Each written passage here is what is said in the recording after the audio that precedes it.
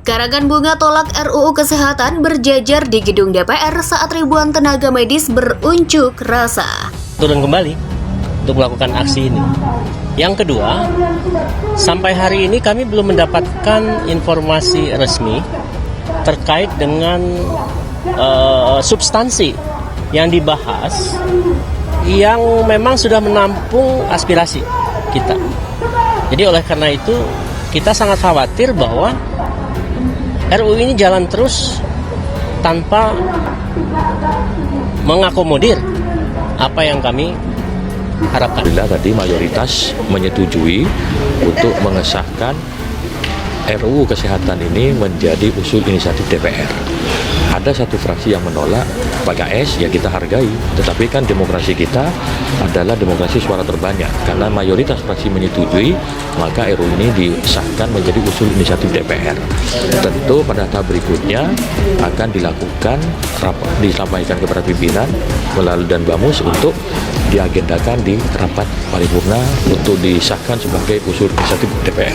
Kesehatan memberikan ya seperti tadi yang dikatakan ada public hearing yang perlu disampaikan kepada seluruh masyarakat, terutama kepada masyarakat dengan berbagai macam organisasi profesi untuk ikut terlibat di dalam pelaksanaan public hearing ini.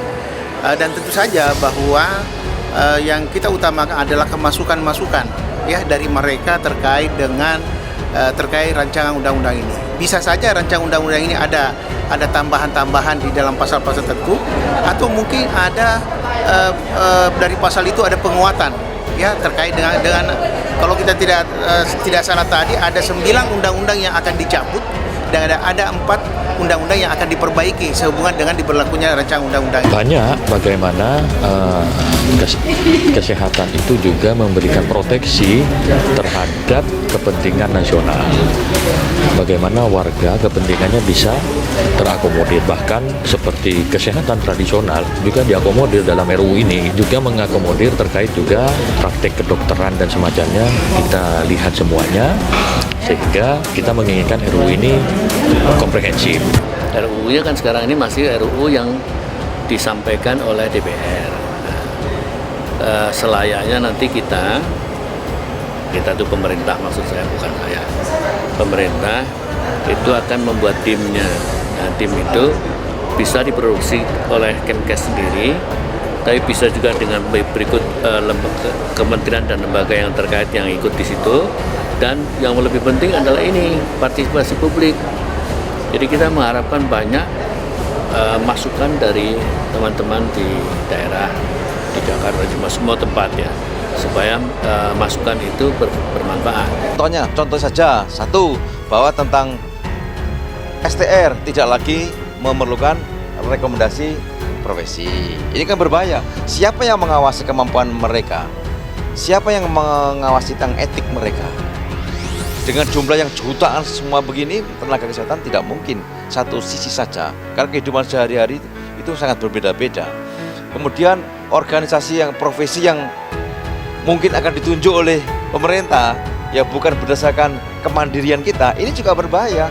Karena ingat, organisasi profesi itu mempunyai standar etik. Pastian bahwa yang dikasih register ini betul-betul pada kualifikasi tertentu mereka bisa melakukan praktek kesehatan ataupun praktek kedokteran dengan baik. Tentu ada yang lain juga merasa bahwa ketika dia sudah selesai melalui pendidikan yang sudah dilakukan di kampus swasta ataupun negeri ini, mereka berarti sudah melewati berbagai persyaratan yang dianggap itu setara dengan STR. Nah, ini yang harus kita nanti bahas dengan lebih mendalam nanti di Panja terkait dengan soal menyangkut STR, juga isu-isu tentang SIP tadi, surat izin praktek. Nanti kalau itu semuanya ya kita tidak punya wewenang sama sekali, maka segitu pemerintahan itu berganti, itu akan berganti terus karena levelnya hanya level peraturan pemerintah, sehingga kita khawatirkan nanti akan berdiri rumah sakit sudah ada, SDM juga mungkinnya dari luar, termasuk sarana alkes juga digunakan ini. Nah, ini saya rasa ini harus menjadi pertimbangan kita semuanya untuk menolak yang lebih besar itu.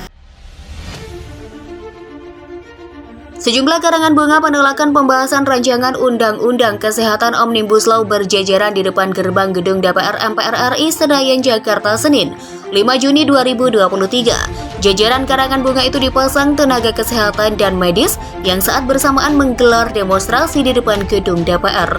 Tolak RUU Kesehatan, tulis karangan bunga yang berjajar tersebut.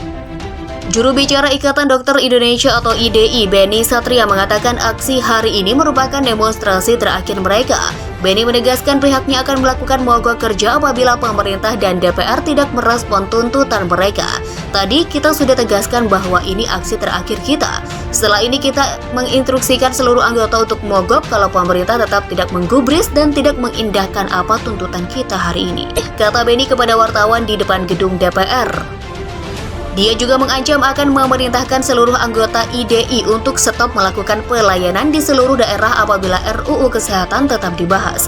Kita tetap akan tegas, setelah ini kita akan rencanakan untuk aksi seluruh anggota kita untuk stop pelayanan di seluruh daerah, ungkap Beni.